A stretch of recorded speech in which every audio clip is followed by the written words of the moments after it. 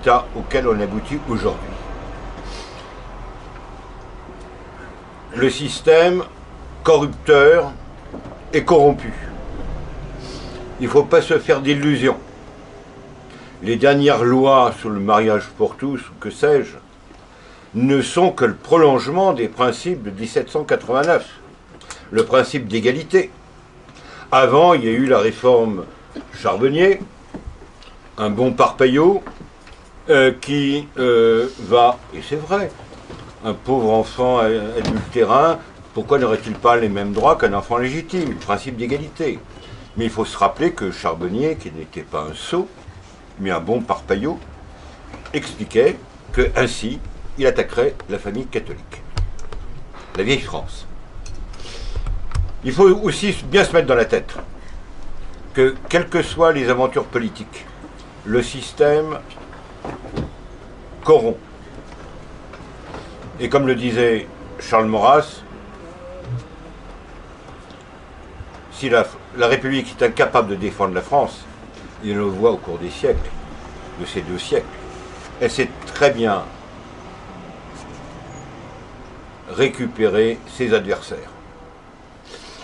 Et je peux vous mettre en garde contre toutes les illusions d'une réaction purement politique.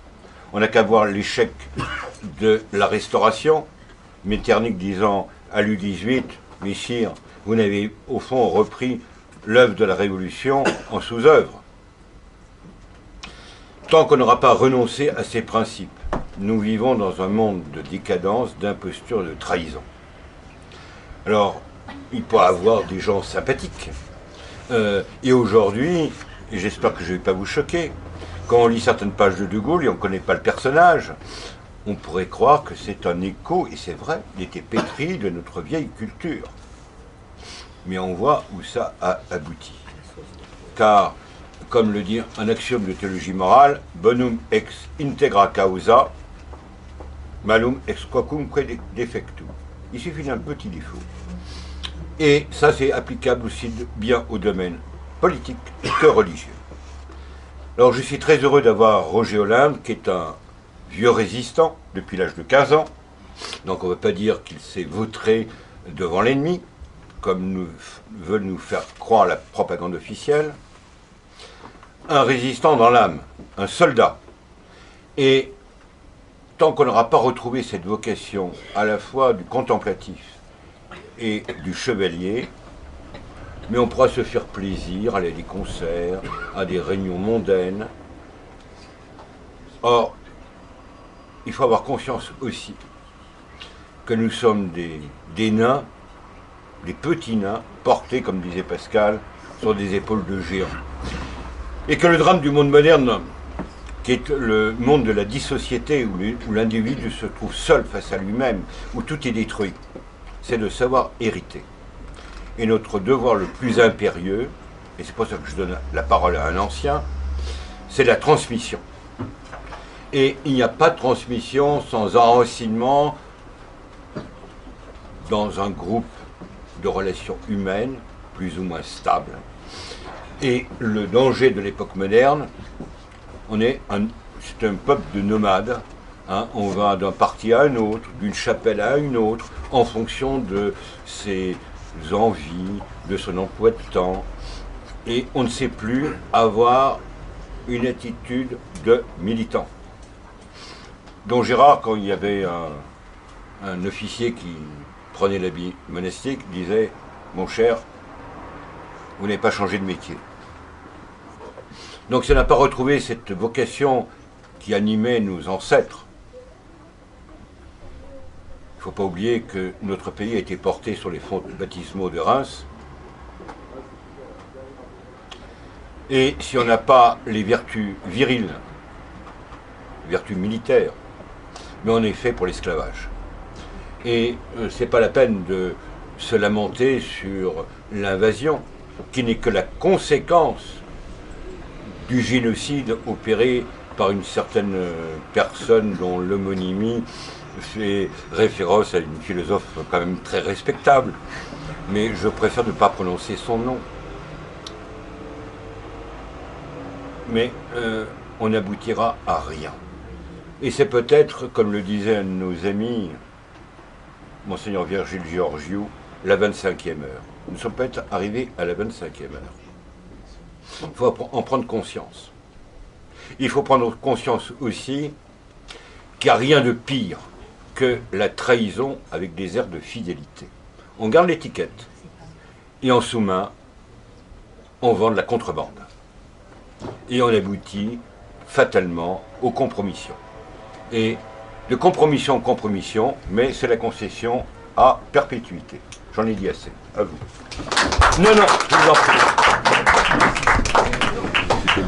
Bon, nous allons essayer de faire un tour d'horizon total de la politique française pour expliquer comment nous en sommes arrivés là aujourd'hui. Pour situer la situation, pour bien voir ce qui se passe dans notre pays. Je disais tout à l'heure au père, ils ont tellement menti qu'ils mentent de plus en plus pour couvrir leurs mensonges. Et ils ne s'en sortiront jamais. Qu'eux ne s'en sortent pas, je m'en fous. Mais que la France ne s'en sorte pas, là, c'est un autre problème. Je viens de sortir un livre qui s'intitule « Ça suffit ». 80 ans de mensonges et de tripatouillage politique, ça suffit. Mais ça suffit, comment expliquer? Nous sommes en guerre. Ce soir, nous sommes en guerre. Ça ne paraît pas, mais nous sommes en guerre. Hier, j'ai entendu une chose absolument incroyable. Ils ont découvert, à côté de Calais, pas loin de Calais, un nouveau camp de migrants de 5 à 6 000 personnes. Ça veut dire que dans un pays en guerre, où la moitié de l'armée est mobilisée, la moitié de la police est mobilisée, 6 000 types ont pu circuler et aller s'installer à Calais, où ils n'ont rien à foutre. Strictement rien à foutre. Je suppose que comme moi, vous trouvez ça un peu bizarre. Nous avons eu des événements assez graves dernièrement. Moi, comme disait le père, je suis rentré dans la résistance parce que j'ai été élevé dans le culte du maréchal Pétain et du général de Gaulle. Comme la moitié des Français, les 3/4 des Français pendant la guerre. Hein. Le père Clarbois, qui dirigeait la pension où j'étais, à Neuilly-Plaisance, c'était un vieux qui avait fait la guerre de 14, qui nous jouait la Marseillaise au violon en pleurant, qui admirait le maréchal Pétain et qui espérait que le général de Gaulle sauverait la France. Vous dites ça aujourd'hui, vous passez pour un menteur, ou même pire, un collabo ou un nazi. Alors que c'était la vérité, on ne peut pas le dire. Donc mon dernier bouquin, les autres d'avant, j'en ai écrit une quarantaine, mais le dernier, quand je me relis au bout de 3 mois, puisque je mets à peu près 3 mois, celui-là il faisait 600 pages, j'ai mis même un peu moins de 3 mois. Quand je me relis, je suis étonné, parce que je ne trouve dans mes écrits rien de ce qui est officiellement enseigné à nos enfants dans les écoles. Rien, strictement rien. Alors que je travaille sur Archive, sur une grande documentation que j'ai mis toute ma vie à faire, et sur ce que j'ai vécu. La résistance à 15 ans, l'occupation de la France, un départ en Indochine à 17 ans, toute la guerre d'Indochine, jusqu'à Dien Bien Phu, l'Algérie, et ensuite le combat politique aux côtés de Jean-Marie Le Pen. J'écris la vérité, la réalité des faits. Elle n'est enseignée par personne. Et si vos enfants et petits-enfants demain, dans un examen, mettent ce que je mets dans mes bouquins, ils ont 0. Ils n'ont pas le brevet, ils n'ont pas le bac, ils n'ont pas la licence. Ça veut dire que tous ces gens qui nous gouvernent et qui sont bardés de diplômes, sont bardés de diplômes faux. Voilà. Ils ont eu 15 ou 20 ou 17 ou 19 en écrivant des choses fausses. Alors la décadence n'a pas commencé avant-hier, elle a commencé bien avant la guerre. Elle a commencé quand l'Union soviétique est devenue bolchevique, enfin la Russie est devenue bolchevique, et que cette lèpre dégueulasse s'est répandue sur le monde. Il y a eu en France 36, il y a eu à peu près à la même époque la guerre d'Espagne qui n'aurait jamais existé si les marxistes ne l'avaient pas déclarée sur ordre de Staline. Ce n'est pas Franco qui a amené la guerre civile en Espagne, ce sont les marxistes. Dans le même temps, en France, le Front populaire triomphant, alors que l'Allemagne réarmait, et surréarmait, le Front populaire décrétait qu'il ne fallait pas trop travailler. M. Léon Blum disait « S'il s'agit de bousiller l'armée française, comptez sur moi, je suis présent », de telle sorte qu'un beau matin, il déclare la guerre à Adolphe, hein. Le gouvernement français d'ailleurs déclare la guerre sans l'assentiment des chambres, ça n'a jamais été voté, la guerre de 40 n'a jamais été votée, et dans mes bouquins, bien que n'étant en rien antisémite, j'écris toujours, tel jour, telle heure, l'Angleterre déclare la guerre à l'Allemagne, tel jour, telle heure, la France déclare la guerre à l'Allemagne, tel jour, telle heure, le Congrès juif mondial déclare la guerre à l'Allemagne. C'est quand même important. Vous en entendez parler? Vous n'en entendez jamais parler. Pour les communistes, sabotage dans les usines d'aviation surtout, dans les usines de fabrication de blindés et de véhicules avec de la ferraille ou de la limaille dans les ponts, les avions sabotés de telle sorte que les fuites d'essence déclenchent l'explosion de l'appareil, et tout ça sur ordre d'un dénommé Duclos, un chef à l'époque du Parti communiste, chef en second du Parti communiste, qui lance les jeunesses communistes de France dans cette guerre contre la guerre. Voilà. Et il collabore avec l'Allemagne dès que Staline et Adolphe s'entendent. Les premiers collabos de France, ce sont les communistes. Personne ne le dit, personne ne l'écrit, personne ne veut faire le procès du communisme alors qu'il n'y aura pas la paix en France tant que la vérité ne sera pas rétablie. Et la vérité, c'est que les premiers collabos de France, ce sont les communistes. Alors j'entendais l'autre soir à la télévision, les Allemands sont rentrés dans Paris. Pétain livre l'industrie française à l'Allemagne. J'ai écrit un bouquin, Tout va mal en France, en 2014, je crois le bouquin, hein. Tout va mal en France en 2014, c'est la faute à Pétain. Tout ce qui va mal aujourd'hui en France, c'est encore la faute à Pétain. Pétain, ils lui ont refilé une guerre qu'il n'avait pas déclarée lui, une guerre qui a été mal menée, avec les Anglais qui n'ont jamais fourni le matériel qu'ils auraient dû fournir et les hommes qu'ils auraient dû fournir, et on refile tout ça à Pétain qui a 84 ans à l'époque.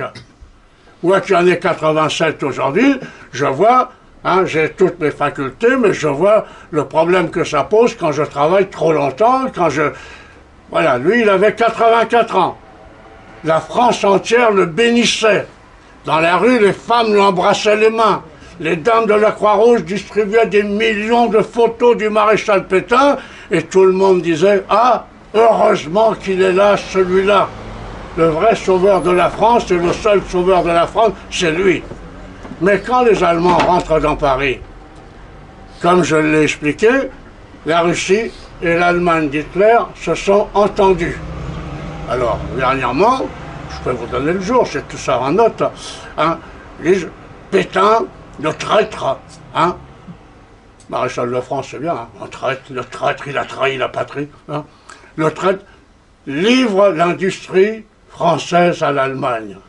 J'ai reproduit dans mon bouquin un tract du Parti communiste, 2-3 jours après l'entrée des Allemands à Paris, tract qui disait « Ouvriers de France, ne vous laissez pas faire par les capitalistes qui ne veulent pas que les usines tournent. Occupez les usines et faites-les tourner. » Ah ça s'appelle pas livrer l'industrie française à l'Allemagne. Hein? Et les Allemands arrivent en France, je les ai vus arriver, je ne suis pas le seul, mais enfin, je peux dire que dans cette salle, je ne sais pas quel âge vous avez, moi j'ai 87 ans, c'est juste la charnière où on a pu voir tout ce genre de choses. Des fois, je vois des gars de 20 ans qui me disent ils ont ça, ils ont ça, ils ont ça. Je dis, mais bon, pauvre vieux, t'as 20 ans, t'as rien vu de tout ça. Ah, si tu avais vu tout ce que tu racontes, tu aurais 70 ans ou 80 ans. Moi, j'ai tout vu parce que j'ai 87 ans. Ça ne m'apporte rien. J'ai pas à faire le flambard en disant vive Hollande, mais il faut avoir l'âge que j'ai aujourd'hui pour avoir vécu toutes ces choses. Et ces choses, je les ai vécues. Je les ai vécues parce que dans ma famille, on était patriotes. Et que mon père, qui était réformable, qui n'était pas capable de porter les armes, et qui avait été réformé, s'est porté volontaire et est parti à l'armée. Bon. Et toute la famille, bien que nous soyons d'origine corse, il avait un oncle d'origine auvergnate qui avait une maison en Auvergne, en Montsalvi, dans le Cantal, et toute la famille corse s'est réfugiée là-bas. Là-bas, j'ai vu passer l'exode des Français, l'exode de l'armée belge, l'exode des Belges et les troupeaux qui se sauvaient face à l'ennemi, qui avait eu l'astuce de mettre un simple sifflet sur un avion, hein, et le sifflet, dans tous les reportages, vous l'entendez, les Stukas qui piquent, et ça siffle, ça se met la terreur dans la région, plus les bombes qui n'étaient pas factices. À quelque temps de là, l'armistice est signé.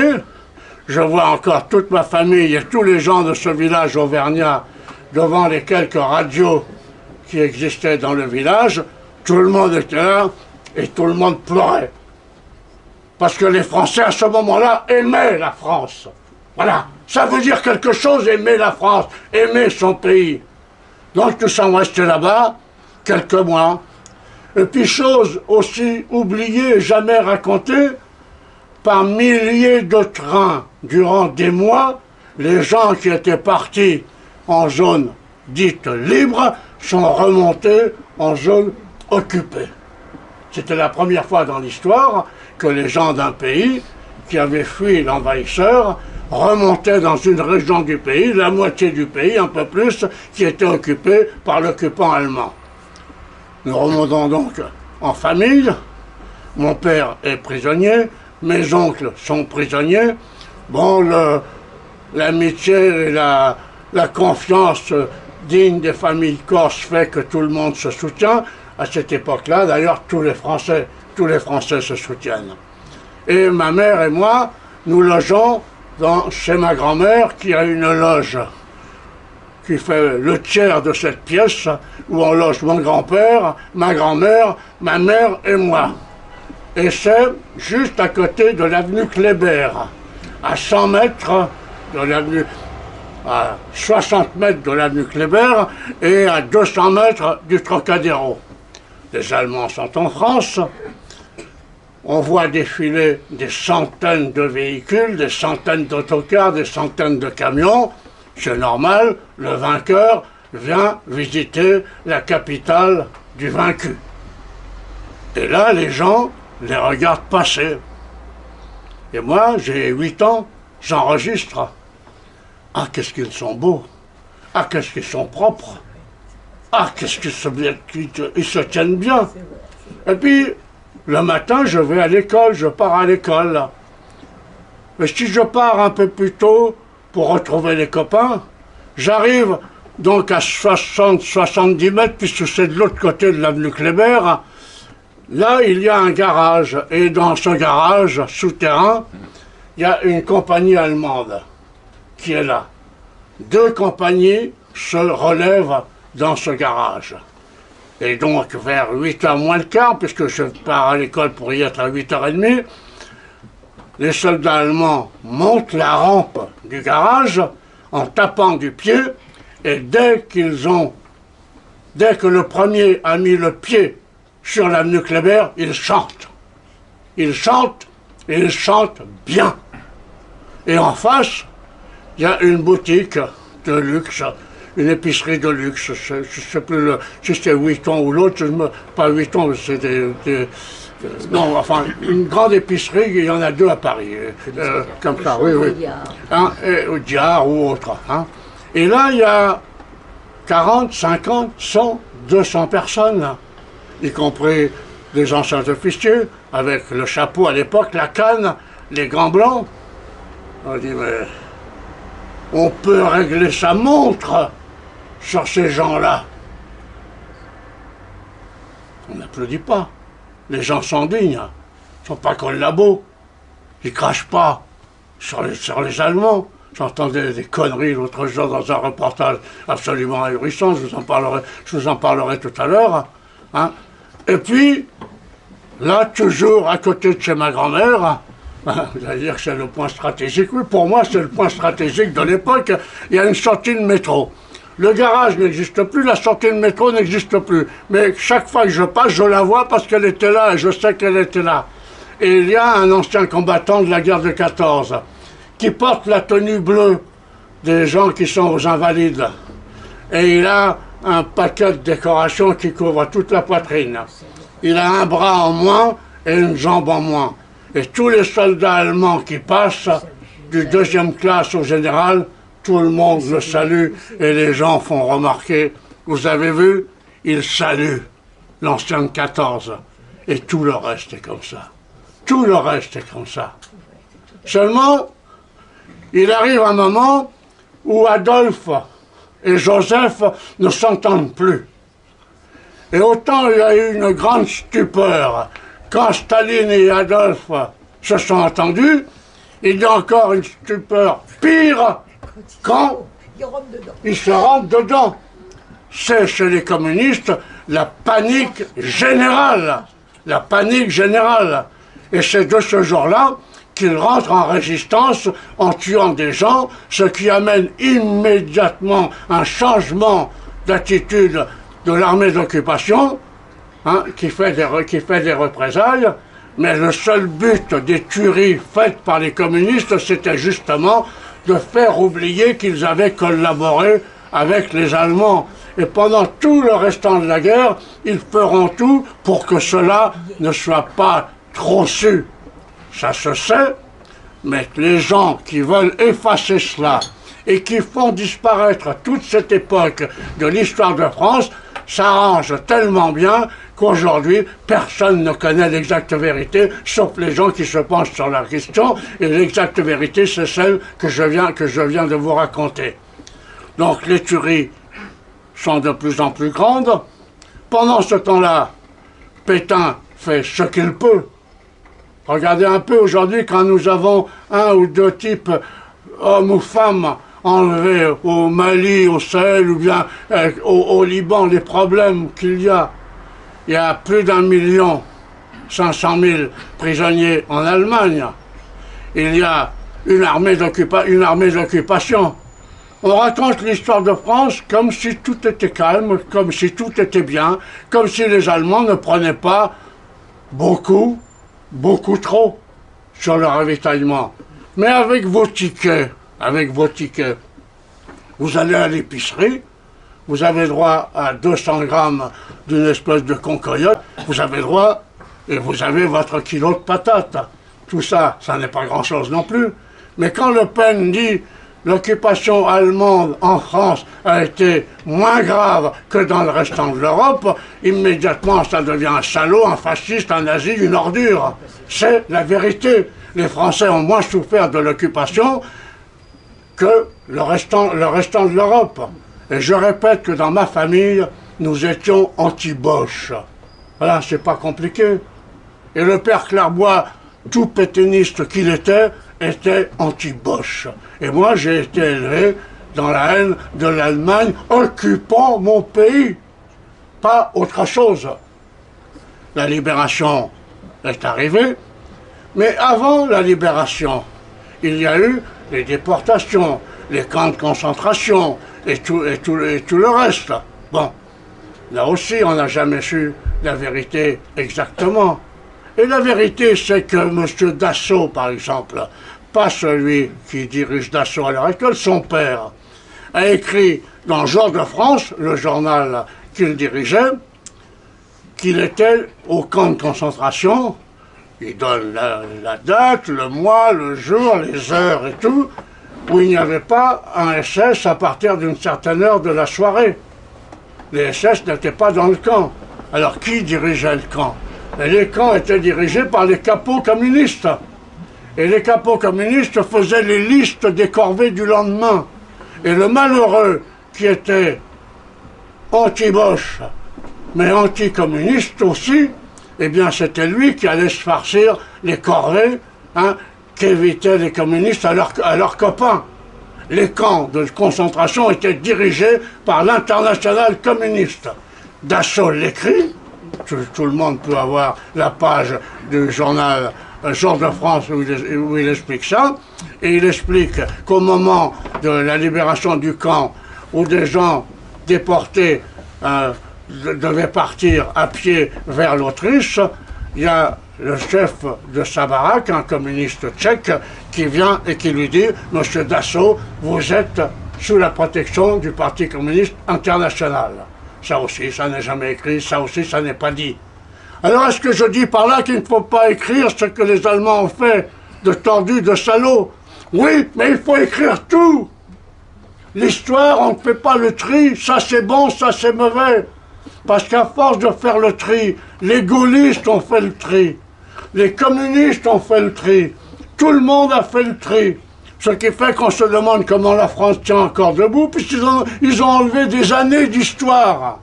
Des années d'histoire. Et si aujourd'hui vous dites il faut faire le procès du communisme, comme je ne cesse de l'écrire, vous êtes traîné dans la boue. Moi je vous le dis en toute franchise, je suis un soldat. Ils ne me font pas peur. Parce que je les emmerde. Voilà, c'est clair, net et précis.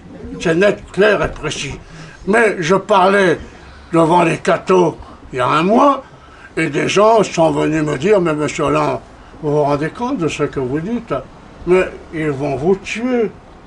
Mais vous jouez avec le feu. » Je leur ai dit « Je ne joue avec rien. Je joue avec la vérité.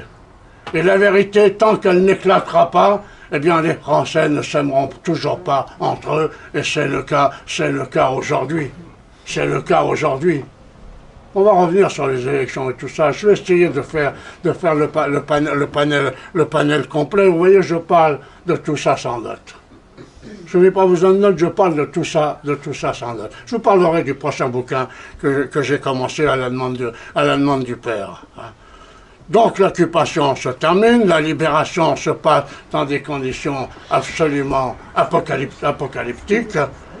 La guerre d'Indochine commence et le gouvernement socialiste de l'époque, après le gouvernement de Gaulle, où il y a des ministres communistes, envoie des troupes en Indochine. En Algérie, il y a les événements de 1945, et ce sont les ministres communistes de l'armement, de la marine et de l'aviation, excusez du peu, qui envoient des troupes bombarder les insurgés dans un gouvernement gaulliste. Vous le voyez quelque part, ça? Jamais, jamais. Parce que M. de Gaulle, tout est bien avec de Gaulle. Tout est bien, c'est comme à la Samaritan, tout est bien dans le magasin de Gaulle. Mais dans le même temps, il y a le premier soulèvement en Algérie. Les communistes demandent de plus en plus d'interventions militaires contre les fascistes arabes. Contre les fascistes arabes, je n'invente rien. Hein, vous aurez la semaine pour aller contrôler tout ça et voir dire que Hollande, il fantasme. Je n'invente rien, c'est la réalité. Il y a les noms des gens qui ont envoyé les bateaux, il y a les noms des gens qui ont envoyé les avions. C'était des ministres communistes. Puisque M. Thorez, qui avait déserté en 1940 et qui a passé toute la guerre au chaud, en Russie, il aurait pu partir comme mécanicien dans l'escadrille Normandie-Niemen. Il y avait 7 troupes françaises. Il est resté bien au chaud avec des cartes de ravitaillement qui lui donnaient tout ce que les Russes n'avaient pas droit, tout ce que le peuple russe n'avait pas droit. En Indochine, c'est pareil. En Indochine, quand nous arrivons, eh bien, M. de Gaulle a envoyé l'amiral Thierry d'Argentlieu, un moine franciscain qui était qui était dans son couvent, là, et qui est parti, qu'il était commandant en chef des troupes en Indochine, y compris des troupes terrestres, alors que c'était Leclerc qui devait commander les troupes terrestres. Et que fait M. d'Argentlieu quand il arrive à Saïgon, après avoir traîné pendant des mois à Pondichéry? Mais la France, à l'époque, a très peu de bateaux, parce que les bateaux civils que nous avons sont dans un pool interalliés, et il faut que les alliés nous autorisent à nous servir de nos propres bateaux.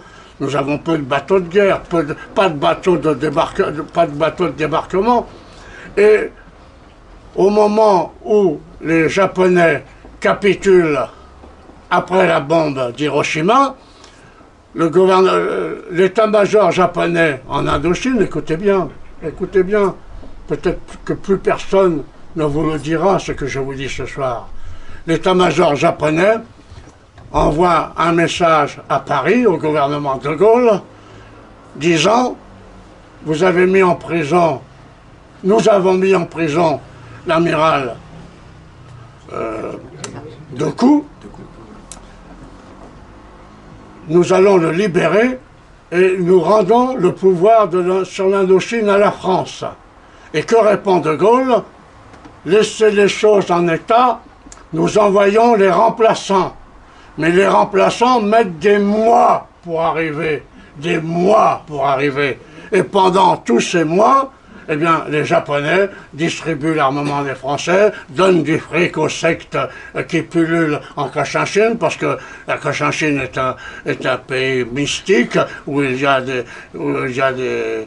tout un tas de fous qui dirigent des sectes de plusieurs milliers de personnes, les Wao, les Bixuyen, les Kaodai, et tout ça c'est alimenté avec du fric japonais. Et le temps dure, hein, et au moment donc de la bombe atomique, quand les Japonais capitulent, il n'y a pas de troupes françaises pour occuper le terrain. Parce que les troupes françaises, au moment du soulèvement japonais, 6 mois plus tôt, ont été soit assassinées, soit découpées en morceaux, soit décapitées au sabre, soit réfugiées en Chine après des centaines et des centaines de milliers de kilomètres de marche. Et là, lorsque les troupes françaises se sont repliées, se battant contre les Japonais jusqu'à leur arrivée en Chine, eh bien les avions américains survolent, mais ne leur envoient pas un sac de riz, pas une munition, rien, parce qu'ils ont ordre de leur état-major et du président des États-Unis de ne pas ravitailler les troupes françaises qui se replient. Un seul officier américain qui sera cassé pour cela et qu'on retrouvera quelques années plus tard à la tête des tigres volants qui ravitailleront Dien Bien Phu, c'est le colonel Chono qui largue des munitions et qui largue des vivres. Les États-Unis et l'Angleterre disent rien à ces gens-là. Il est vrai que depuis, on nous explique que ce sont nos alliés, nos braves alliés, nos grands alliés, voilà. Et ça continue aujourd'hui. Mais que fait donc M. Thierry d'Argentlieu, hein, qui a des médailles partout, des insignes et tout ça, tellement que là-bas on le surnomme Tiens-le d'Argenterie. Hein. Eh bien, lui, il trouve rien de mieux que d'accueillir et de faire accueillir par la gendarmerie française qui vient d'arriver les soldats français libérés des Japonais et qui sont à peu près dans l'état que vous avez connu des prisonniers après Dien Bien Phu. Et que fait-on de ces Français qui viennent de souffrir dans les geôles japonaises, qui ont vu leurs femmes éventrées, leurs femmes violées, leurs enfants découpés en morceaux? Eh bien, on les passe en comité d'épuration. Vous comprenez? Parce qu'à ce moment-là, si le gouvernement de Gaulle à Paris avait fait une autre politique et qu'il ait dit aux Japonais « Nous vous donnons ordre en tant qu'alliés, ayant signé à Tokyo sur le Missouri les accords de paix, nous vous donnons ordre de rendre l'administration à l'administration française. » Eh bien, les choses se seraient passées totalement autrement.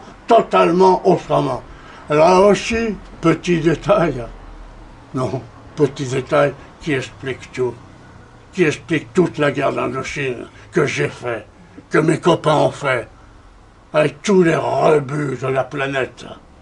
Tout ce qui traînait de toutes les armées dans le monde était acheté parce qu'on n'avait rien. Pas grand-chose à bouffer, pas grand-chose pour s'habiller. Des shorts allemands des troupes du désert, un casque anglais, des gamelles américaines, des conserves japonaises, enfin toute la merde qui traînait sur les marchés d'Asie. Et là, eh bien dans ce contexte, nous nous sommes battus 10 ans. 10 ans. Pendant 10 ans, l'armée française d'Indochine s'est battue et a résisté à la vague communiste. Voilà la vérité. Et quand nos copains étaient dans les camps après Dien Bien Phu, eh bien je le répète, je l'ai dit encore hier à des amis qui me regardaient comme si je disais des insanités, c'était les cellules communistes de quartier qui envoyaient les renseignements aux communistes Viet Minh, donnant tout ce qu'il y avait à savoir sur nos copains qui étaient prisonniers. Voilà la réalité des faits. Vous comprenez? C'est quand même autre chose que les bobards qu'ils racontent. D'abord, les anciens Indochines, tout le monde le sait, c'était des poivrons, c'était des civrognes, des bons à rien. Ça n'est pas vrai. Pour la France, on s'est battus comme des chiens, uniquement parce qu'un drapeau tricolore flottait là-haut. Jamais on a mis les pouces. Et si Dien Bien Phu est arrivé, c'est qu'au moment de cette bataille, qui n'était pas une connerie, parce que Dien Bien Phu n'était pas un trou, c'était pas la bassine ou la cuvette ou la baignoire qu'on veut bien dire. Ça faisait 26 km de long sur 10 à 16 de large. Seulement, il n'y avait que 10 phares. Alors qu'on aurait pu en mettre 500, ils étaient en Indochine. Pourquoi n'y en avait-il que 10 alors qu'il n'y avait pas de blocos blindés, alors qu'il n'y avait pas d'arbres assez gros dans la région pour faire des blocos qui auraient résisté au canon?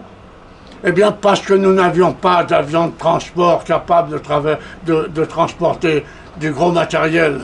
Et c'est une société anglaise avec un transport spécial, un avion spécial qui a transporté la dizaine de chars démontés à Dien Bien Phu et ils ont été remontés sur place. S'il y en avait eu 100, ça changeait tout, parce que les contre-attaques auraient été possibles. Et en plus, enterrés ou semi-enterrés, ils pouvaient remplacer les blocos qui n'existaient pas. Au moment où les communistes du monde entier, Chine et Russie, parce que la Chine était tombée aux mains des communistes, et la Russie qui aidait le Viet Minh, comme cela n'est pas permis de le croire, hein, eh bien, nos alliés ne nous aidaient plus. Alors que le camp communiste aidait de plus en plus le Viet Minh communiste vietnamien, eh bien, l'armée française ne recevait plus d'aide de ses alliés. Et lorsque les Américains décident quand même un beau matin d'essayer de faire une concentration d'aviation incroyable pour dégager la cuvette, hein, vous voyez, moi-même je dis la cuvette parce qu'on dit tellement pour dégager la place, ou ce qu'il restait de la place, ben les Anglais s'opposent à cela. Les Anglais, nos bons alliés anglais, je suis dégueulasse de ne pas le signaler, nos bons alliés anglais. Et même quand il arrive à Genève, M. Mendès France annonce qu'il faut que tout ça soit signé pour telle date. Pour telle date. Hein. Il faut signaler aussi quand même au départ que la conférence de Genève, le général français commandant en chef en Indochine n'avait pas été averti de cette conférence. Voilà.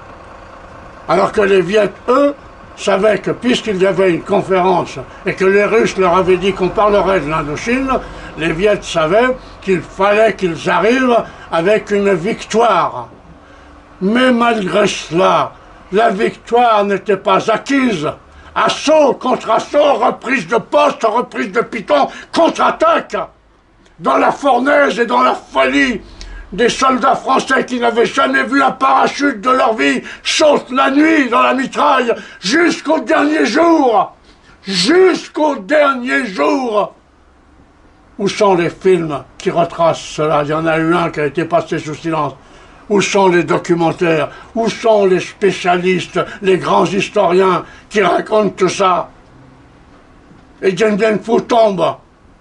Et Giap dit à un de mes copains qu'il rencontre là où sont amenés les blessés, eh bien, il pense qu'il va être fusillé parce qu'il a perdu son corps de bataille. La totalité de son corps de bataille. Vous voyez, si Dien Bien Phu avait tourné autrement, nous serions encore une grande puissance. Et les soldats français ont fait en sorte que leur pays reste une grande puissance. Nous avons abandonné l'Indochine. Nous avons abandonné les gens qui nous avaient fait confiance. Nous sommes partis. Et qui est parti en premier? La Légion, les paras, les troupes blanches. Pour voir amener le drapeau tricolore dans toutes les villes. Excusez-moi. On a laissé là les tirailleurs sénégalais, les tirailleurs algériens, les tirailleurs marocains, pour leur donner le bon exemple. Savoir que la France descendait les couleurs et partait la queue entre les jambes. Il n'y a personne de responsable dans tout ça? Il n'y a personne de responsable dans tout ça? Si, il y a des responsables. Mais ils ont eu de l'avancement, ils ont eu des galons, ils ont eu des prébendes, ils ont eu tout ce qu'il fallait. Et après, on rentre d'Indochine, c'est l'Algérie. Immédiatement l'Algérie. Et là, nous arrivons en Algérie en disant, c'est fini. On ne roulera plus les drapeaux. On ne descendra plus le drapeau. Nous sommes ici en France et nous resterons en France. Et les soldats, même beaucoup d'appelés, font leur devoir de soldats pour garder les départements algériens et le Sahara qui n'a jamais été algérien. Jamais le Sahara n'a été algérien. Les puits de pétrole, les réserves de gaz, c'est un dénommé Conrad Killian, un grand Français, qui les a découverts et qui, d'après ce que stipulent les lois internationales, a planté le drapeau tricolore, notre drapeau, sur des territoires que jamais personne n'avait explorés, donc il les prenait en compte pour la France et au nom de la France. Et puis la situation tourne mal, parce que le gouvernement de l'époque ne sait pas plus que celui d'aujourd'hui où il veut aller. 3 soldats français sont fusillés en Algérie, et Alger se soulève. Et puis immédiatement, comme un pantin, sort un dénommé De Gaulle. Et moi, et moi, et moi. Pourquoi je dis et moi, et moi, et moi? Parce que quelques années plus tôt, 3 ans plus tôt exactement, Leclerc avait été sollicité par Ramadier pour partir reprendre le commandement en Indochine. Et Leclerc dit à Ramadier, mais vous savez, Monsieur le Président, le chef actuel, c'est l'amiral Thierry d'Argentlieu. Et je ne m'entendais pas bien avec lui. Nous avons même failli en venir aux mains sur un bateau de guerre dans le golfe du Tonkin. Alors, si je vais là-bas, je veux bien, pour la France, partir. Mais il faudrait qu'on m'autorise à voir le général de Gaulle à Colombleu. Thierry d'Argentlieu est français libre, je suis français libre, peut-être que par l'intermédiaire de Gaulle, eh bien les choses peuvent s'arranger. Et Leclerc va à Colombey avec l'autorisation du gouvernement français et voit De Gaulle. Et donne à De Gaulle toutes les raisons qu'il a de vouloir repartir pour servir la France et essayer de sauver le problème en Indochine. Et De Gaulle lui trouve toutes les raisons, soi-disant valables, pour qu'il ne parte pas. Et Leclerc insiste. Et à un moment, sortant de Ségon, le grand homme, le libérateur de la France et tout, lui dit « Mais enfin, Leclerc, si tu réussis, qu'est-ce que je deviens, moi ?» Voilà. C'est Horace Savelli, le comte Horace Savelli, compagnon de la Libération, dont j'ai eu l'honneur de partager la cellule en prison, qui m'a raconté ça, voilà, des années. Et la vérité est là aussi. Ce qui fait que quand les pieds noirs se soulèvent, ben l'autre sort de sa boîte, et moi, il met en branle l'armée française, hein, en disant à l'armée française, restez dans la loyauté, mais en disant au général Salan, tout ce que vous faites et tout ce que vous ferez, c'est pour le bien de la France. Et c'est lui qui reçoit les officiers envoyés par Salan en France pour préparer le plan de débarquement aéroporté sur Paris. Alors il y a des gens qui ont écrit les 13 complots du 13 mai. Il n'y a pas eu 13 complots le 13 mai. Il y a eu un seul complot, c'est le complot autour du général de Gaulle, qui n'a fait qu'une chose, se présenter comme un sauveur. Parce que lorsqu'il est arrivé sur le forum d'Alger, j'étais là, avec les anciens combattants de TB5, j'avais amené 400 km en camion, à mes frais, avec mon pognon. Nous attendions qu'il dise un mot, et toute la foule qui était là attendait qu'il dise un mot. Il ne l'a jamais prononcé.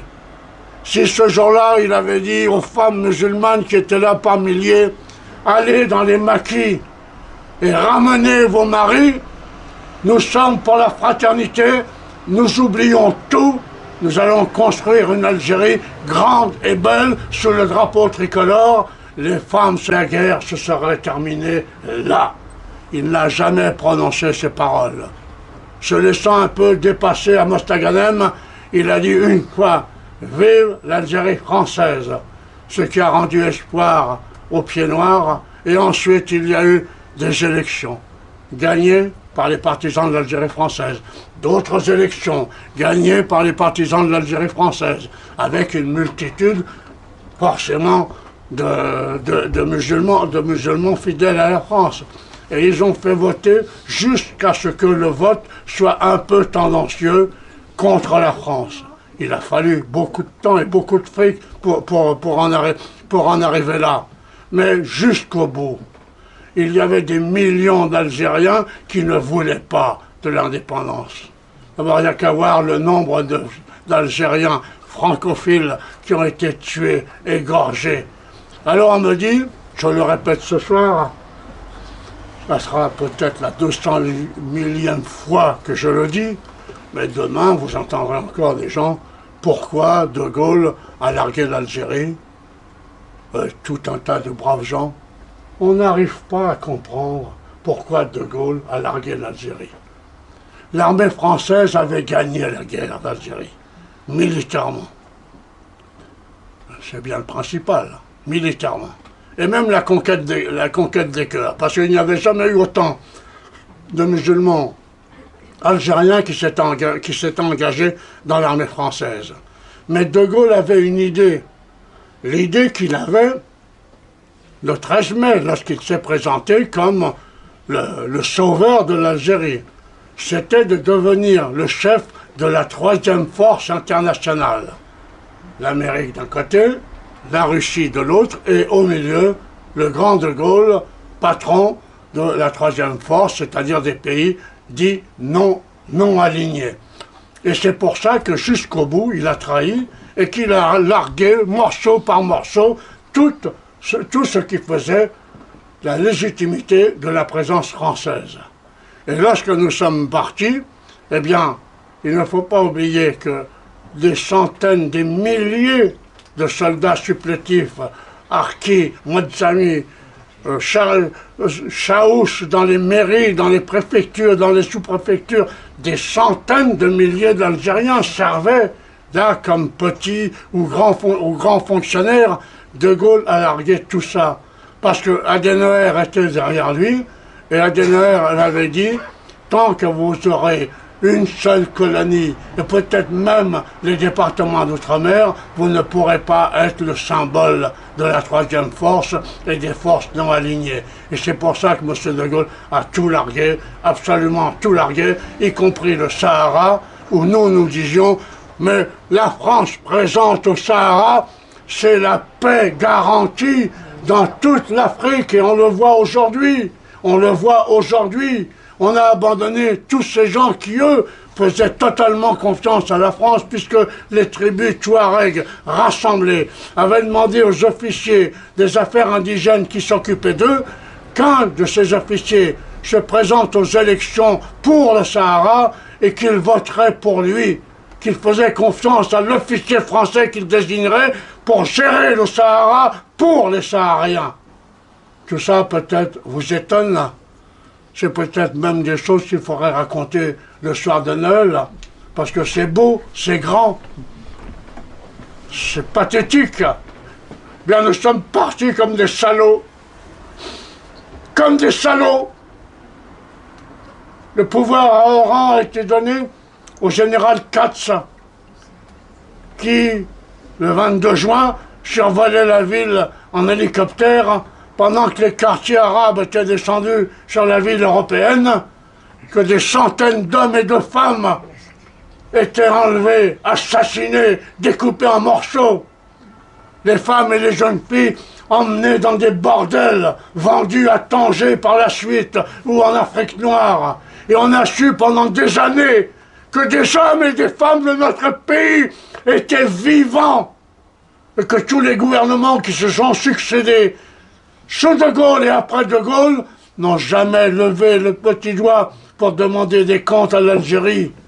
Et Bouteflika lui-même avait dit un jour, la France oublie que nous détenons des centaines de ses citoyens, et le jour où il faudra les rendre, nous les rendrons contre monnaie sonnante et trébuchante, parce que ces salauds parlent un bon français qu'ils ont appris dans les écoles françaises. Voilà la vérité. Alors quand on voit aujourd'hui ce qui arrive, quand on voit la maire de Lille qui passait son temps dernièrement encore à aller à Alger danser la danse du ventre avec le groupe folklorique de l'armée algérienne, quand on voit Chirac, Jospin, Giscard d'Estaing, l'actuel Hollande, aller là-bas s'excuser. Mais s'excuser de quoi? S'excuser de quoi? C'est pour ça, le père m'a demandé d'écrire un bouquin pour ça, la collection qu'il lance.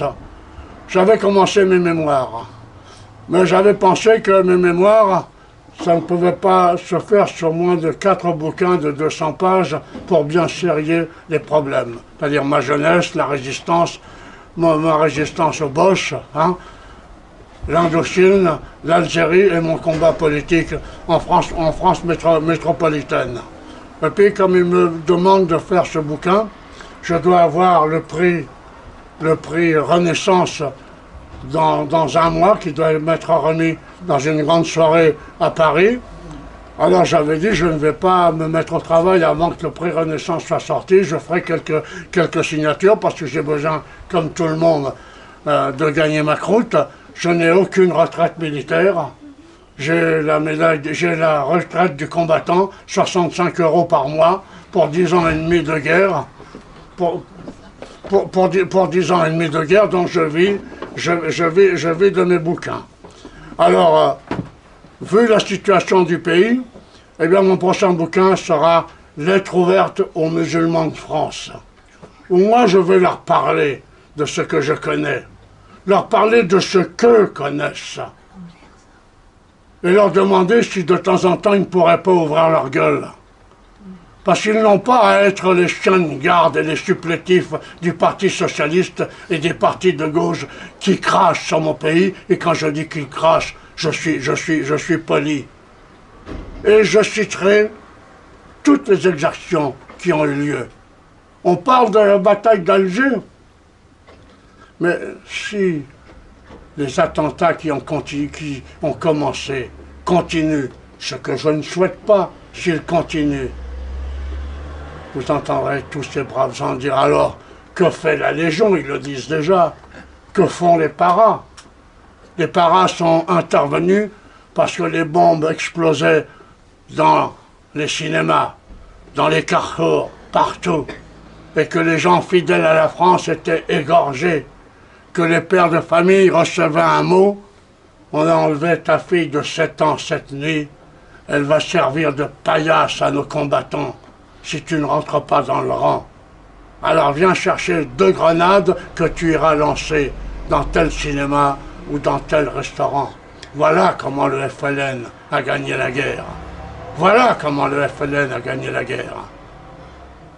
Et lorsque De Gaulle avait tout lâché, il était prévu avec Ben Bella que Ben Bella, qui avait organisé au camp des Pins, sur une plage à 20 km d'Alger, un grand rassemblement mondial, c'est-à-dire un second Bandung, un deuxième Bandung, les forces non alignées de la planète, eh bien, de la tribune, de cette tribune mondiale, Ben Bella devait appeler Charles de Gaulle pour venir conclure ce débat international et sceller l'amitié avec l'Algérie nouvelle.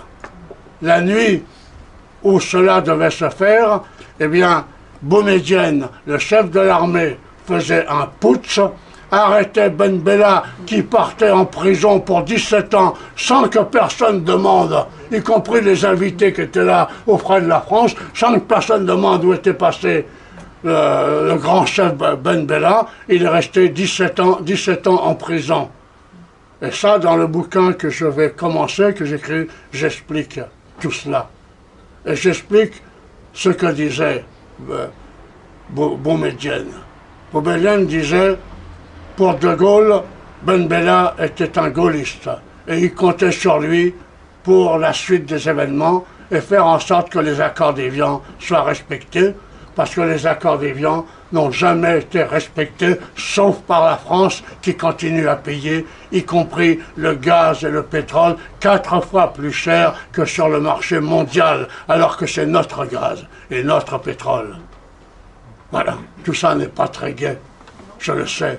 Mais tant que tout ça ne sera pas gravé dans le marbre, eh bien la France continuera à descendre. Je ne sais pas combien de temps il me reste à vivre. Des amis me disent, mais ils vont passer au tribunal. Je dis qu'ils me passent au tribunal. Je vous le dis, faites la queue et louez les places à l'avance, vous en aurez pour votre pognon et eux aussi.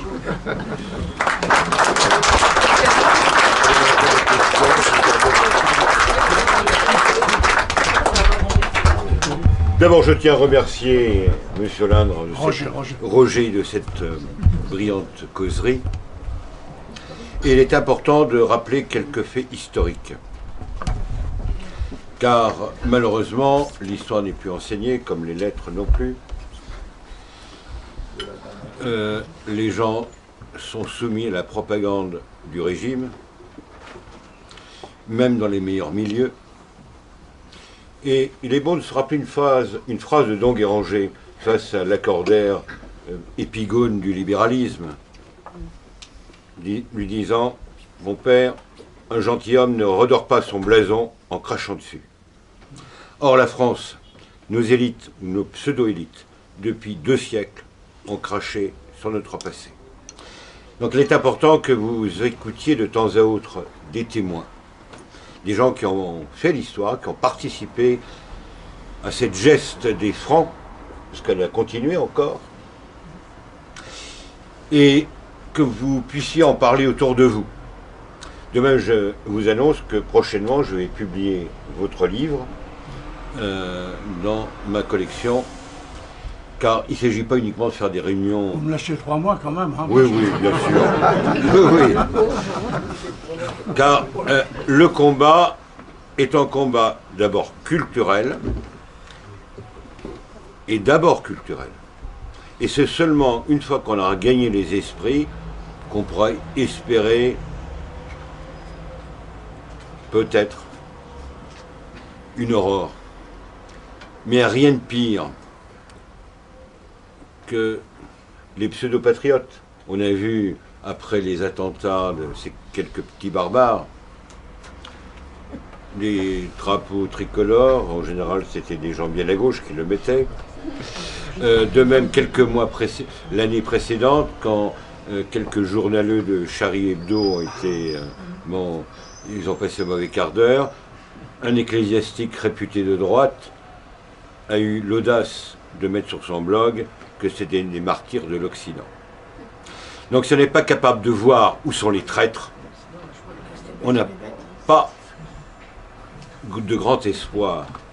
Et il est bon de se rappeler la phrase d'un grand communiste, mais les bourgeois sont tellement bêtes qu'ils vous vendraient, ils vous achèteraient la corde pour les pendre. Je pense que vous aurez quelques questions à poser. Après, Roger Olindre se fera un plaisir de dédicacer ses œuvres. Et après, il y aura un petit café qui sera servi. Voilà. Monsieur le député Brice Guérin, avocat au barreau de Paris. J'ai deux questions à vous poser. Oui. Première question institutionnelle. Pour les élections aux diverses assemblées, êtes-vous pour un seul tour et une proportionnelle ou soit intégrale, soit une proportionnelle avec une prime majoritaire, de manière à dégager une majorité? C'est ma première question technique institutionnelle. Deuxième question, monsieur le député, au sujet du général Leclerc. Sa mort, qui l'a assassiné, selon vous, et pour quelle raison? Je vais répondre à la deuxième question. Le général Leclerc avait été sur les traces de Conrad Quillian. Et Conrad Quillian, je le répète, a fait toutes les expéditions pour la France avec son héritage personnel qu'il avait demandé à sa mère de lui verser sa part par rapport à ses enfants. Et Leclerc a vu que ce qu'avait dit Quillian était vrai. Et il avait, malgré qu'ils aient peu de troupes à l'époque, laissé des petites garnisons françaises dans les régions où Quillian avait planté son fanion au nom de la France. Voilà. Et je dis toujours que, et je disais ce matin encore à des gens, parce que je ne me lâche pas de défendre notre pays, je ne le fais pas pour moi, je le fais pour vos enfants, pour nos enfants. J'entendais encore hier, la France a pillé l'Afrique. Et puis il y avait un convoi de café qui partait vers Abidjan, un vieux film de la colonisation. La France pille l'Afrique. Voilà les centaines de tonnes de café qui partent en France. Mais le café, qui l'avait amené? Qui l'avait planté? C'est la France. Hein? Et un autre imbécile disait, est-ce que la France se serait intéressée en Indochine s'il n'y avait pas eu le caoutchouc? Mais il n'y avait pas un arbre à caoutchouc en Indochine au moment de l'arrivée de la France. Les Anglais avaient commencé en Malaisie à planter des EVA, et c'est le consul de France en Malaisie qui a piqué des graines d'EVA, qui l'a sorti de Malaisie dans un crocodile empaillé, expliquez le détail, mais c'est la vérité, et ces graines de EVA sont arrivées en Indochine, et ce sont les Français qui ont débroussaillé, ou fait débroussailler, et qui ont planté les arbres à caoutchouc. En ce qui concerne la proportionnelle... Et qui a tué Leclerc alors? Pardon? Qui a tué Leclerc alors? Oui, bon, j'ai oublié de le dire. Ma question. Eh bien, Leclerc a été tué par les gens qui ont fait les emmerdements que la France a connus en Algérie, c'est-à-dire les anglo-saxons. Parce que dans l'avion, il y avait 12 passagers déclarés et ils ont trouvé un 13e corps qui a disparu et qui a été embarqué en ne sait où. C'est ce que j'ai entendu dire. Voilà, c'est la vérité, ça a été écrit et c'est dans les archives. Le 13e corps a été récupéré par l'ambassade d'Angleterre en 62. Oui, c'est ça. Quand les Français sont partis. C'est ça. Quel scandale! Oui, alors, en ce qui concerne la proportionnelle, forcément, je suis d'accord avec la proportionnelle. Bon, je suis d'abord étonné en voyant la religion des gens qui en France s'opposent, mais d'une façon éhontée à la proportionnelle, hein, de savoir qu'en Israël, il y a la proportionnelle intégrale. Hein, c'est-à-dire que le dernier fou venu, et avec quelques voix, il siège à la Chambre. Moi, personnellement, je suis pour la proportionnelle. Intégrale ou pas intégrale, ils avaient mis une partie de proportionnelle sous Mitterrand, nous avons eu 35 élus. S'il y avait une partie de proportionnelle aujourd'hui, quoi qu'ait fait et quoi qu'ait dit la fille Le Pen, nous aurions 80 à 100 députés à l'Assemblée nationale. Mais je ne peux pas passer sur cette question sans donner quand même un détail précis. Lorsque nous sommes arrivés à l'Assemblée nationale à 35, les gens de Chirac, les gens de Pasqua, les gens de Giscard d'Estaing, enfin toute cette famille politique de fausse droite, de droite molle, avaient reçu les consignes de ne jamais adopter un de nos amendements et de ne jamais applaudir quoi que nous disions. Quoi que nous disions. Et c'est de là qu'est sorti le fait qu'il y a, comme par hasard, des partis de gouvernement. Il y a des individus dans ce pays.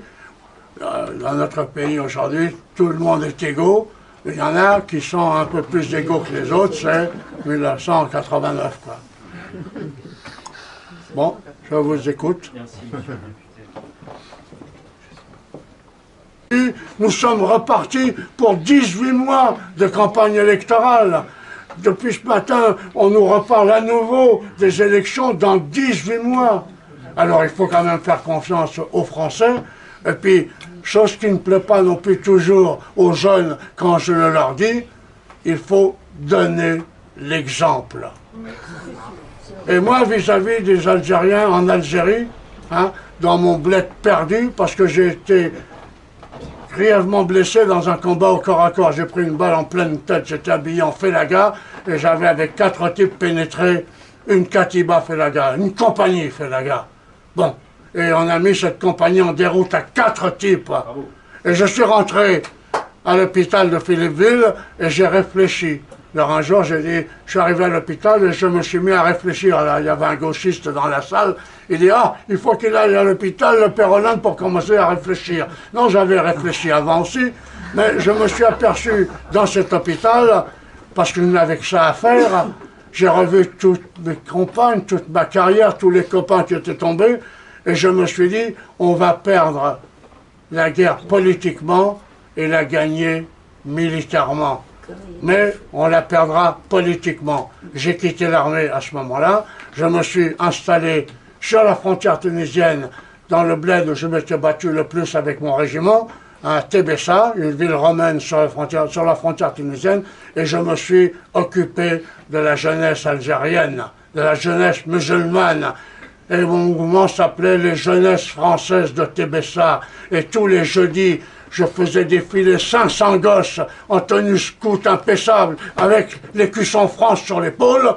Et quand j'ai pris le maquis pour l'OAS, ces gosses, mes scouts musulmans, dormaient devant la porte de ma femme et de ma fille.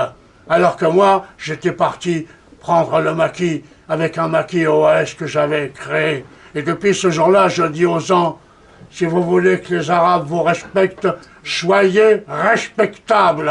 Si vous n'êtes pas respectable, eh bien vous ne serez pas respectés. Et c'est pour ça que le mariage pour tous que les socialistes ont imposé, c'est pas ça qui va grandir hein, la force de la France dans les esprits de ces gens. Ça c'est sûr.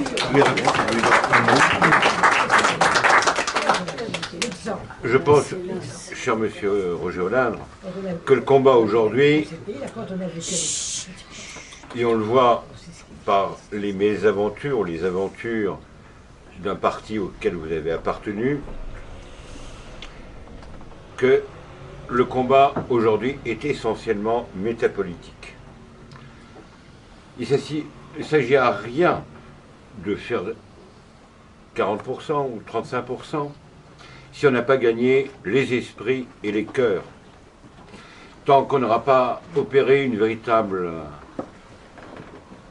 renouveau spirituel et moral de notre pays, mais notre peuple s'enfoncera. Il y a quelques années, bien sûr c'est une citation qui vous fera horreur, De Gaulle disait « on ne fait pas la politique à la bourse ». C'était le primat du politique. Mais aujourd'hui, comme le dirait Gramsci, le politique est mort. C'est la bourse, c'est la finance apatride et vagabonde qui place ses pions et qui organise les guerres par-delà le monde. Et il est peut-être bon de penser à quelques modèles de contre-révolution ou de restauration. On peut penser à la Hongrie, qui est en train de se relever, et surtout à la Sainte-Russie, qui après 70 ans retrouve son passé national. Hors de là, il ne peut avoir que des aventures politiques et vouées à l'échec. On peut penser à Boulanger, et je ne veux pas prononcer le nom de quelqu'un qui aurait pu prétendre à une présidence de région, mais foncièrement, c'est une républicaine laïque. Et qu'est-ce qu'il y a comme différence entre ces gens-là et, disons, la partie, je dirais même quelqu'un comme Foyer que j'ai connu autrefois, était peut-être plus à droite que cette brave personne. Voilà. Autre question?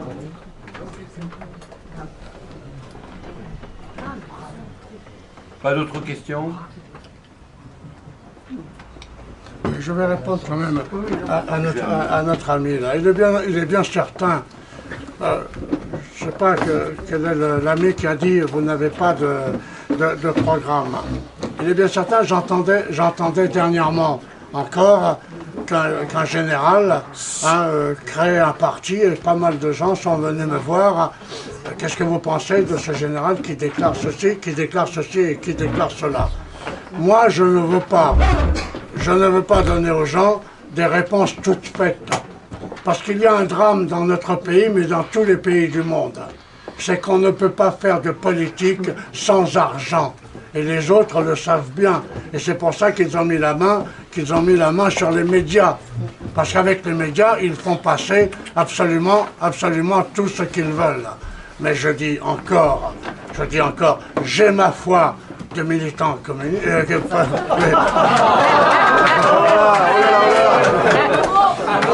J'ai ma foi de militant bien nationaliste. J'y vais à fond, mais je ne veux pas mentir aux gens. Je ne veux pas mentir aux gens. Nous sommes français, il y a un proverbe français qui dit « Aide-toi et le ciel t'aidera ». C'est sûr et certain. Mais je pense que rien n'est désespéré parce qu'on sent quand même un vent de révolte dans le pays. Je ne sais pas si depuis que je parle ici, j'ai donné l'exemple que j'ai donné hier à des amis. Lorsque Mme Merkel a ouvert les portes de l'Europe à tous les immigrés, sans en parler au restant de l'Europe, il y avait un courant d'opinion en France qui faisait que même les journaleux disaient à la télé et à la radio « Mais Mme Merkel n'a pas les mêmes problèmes que la France, parce qu'eux, en Allemagne, n'ont pas d'enfants, n'ont pas de naissance, et ils ont besoin de cette relève pour leur industrie de demain. Ça n'est pas le cas de la France. » Depuis 2 jours après, tac, comme sur un coup de baguette magique, toutes les télés, toutes les radios vous annonçaient « La France ne fait plus d'enfants ». 8 jours avant, on faisait tout ce qu'il fallait, on avait assez, mais tac, parce que la nuit, les téléphones ont marché, alors vous pouvez peut-être croire que j'invente, je n'invente rien. Je note tout ça, mais ça explique bien la totalité des choses. Et on peut se demander, vu la réaction de certains Français, si les images subliminales passaient à la télé, ça n'existe pas vraiment, et des gens sérieux disent que ça existe. Comment, avec les casseroles qu'il a aux fesses, ce type peut-il prévoir de se représenter et penser que les Français vont voter pour lui? Voilà. Il pense même qu'il va gagner. Bon, moi, je ne pense pas qu'il va gagner, mais je ferai tout pour qu'il ne gagne pas. Je ne sais pas combien on sera, mais je vais quand même vous dire une chose. Et puis, ça sera terminé parce qu'il ne faut pas trop se répéter. Lorsque j'ai vu que la situation tournait mal en Algérie, j'étais civil à Tébessa, je vous l'ai raconté. J'avais un mouvement de scouts très important, 98% de musulmans, 1% de petits juifs, 1% de petits chrétiens au prorata de la population. J'ai recruté 2 sous-lieutenants de l'armée d'Afrique, parce qu'on oublie quand même un peu trop vite que 17 classes de pieds noirs ont été mobilisées pour venir libérer la France dans l'armée d'Afrique. Et nous avons fait le tour de toute la région, de tous les petits bleds autour de Tébessa jusqu'à la frontière tunisienne. Et comme il faut quand même un peu de folklore dans la résistance, les gens qui étaient d'accord juraient sur la croix et sur un colt d'être présents le jour où je sifflerai pour prendre le maquis. Mais de ce jour-là, je suis venu 2 fois en métropole avec mes scouts. Et mes scouts, c'était une troupe disciplinée, à l'ancienne, des équipes de 10, avec 2 cantines par équipe. Bien, lorsque nous sommes rentrés en Algérie, mes scouts transportaient dans leur cantine tout l'armement que j'avais récupéré dans tous les régiments paras du sud-ouest. Et jamais personne n'a rien dit, jamais personne ne l'a su. J'avais réussi, par un travail acharné, à récupérer de quoi armer 400 types. Et croyez-moi, ça n'est pas rien. Et puis le jour est venu où j'ai sifflé, comme dit l'autre. Hein? Pas 3 fois, bien plus que ça. Il y a 6 types qui sont venus. 6 types qui sont venus. Alors que c'était la valise au cercueil, que les gens savaient en Algérie qu'ils allaient être foutus à la porte, sinon ils étaient assassinés. Alors je ne peux pas, moi, dire aux gens, on va prendre les armes, on va faire ceci, on va faire cela. Je crois en Dieu, et puisque je crois en Dieu, eh bien je pense qu'il va m'aider, et que mes copains et moi, nous allons l'aider. Mais je vous répète, rappelez-vous l'heure qu'il est. Hein? Il est 10h moins 10. 10h moins 10. Rappelez-vous ce que je vous dis avant de partir. Si jamais il y a le moindre soulèvement, aussi folklorique soit-il, ils armeront les banlieues pour défendre les valeurs de la République. Voilà. Voilà. Ils armeront, ils ne pensent qu'à ça. Ils armeront les banlieues pour défendre les valeurs de la République. Voilà. Comment un pays comme le nôtre peut-il aujourd'hui avoir à la justice une bonne femme qui est indépendantiste, guyanaise, et qui a passé sa vie à cracher sur la France et sur son drapeau, alors qu'elle est riche de 180 millions. Toutes les agences américaines estiment sa fortune à 180 ou 190 millions d'euros. Comment peut-on avoir une fille à la double nationalité qui s'occupe de nos enfants, alors que la double nationalité est interdite au Maroc, hein, et qui déclare encore la semaine dernière « Je ne me sens en rien française. Je suis une Française pour les avantages. » Elle l'a dit, elle l'a déclaré, mais je ne me sens absolument pas française. Donc qui il faut tuer, cette fille ou les gens qui l'ont nommée? Voilà.